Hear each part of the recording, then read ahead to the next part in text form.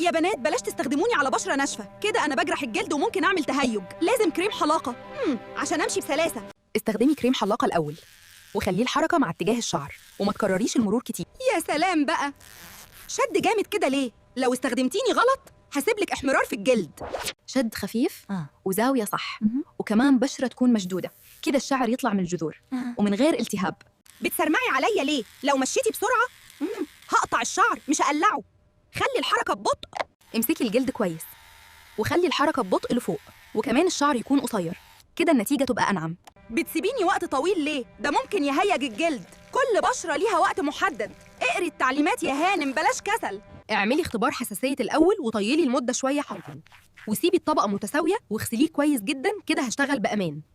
حرارتي عالية ليه كده؟ لو اتحطيت سخن قوي ممكن ألسع الجلد. اختبريني الأول. حطيني مع اتجاه الشعر وخلي الطبقة المناسبة، وبعدين اسحبي بسرعة عكس الاتجاه كده الشغل يبقى مظبوط.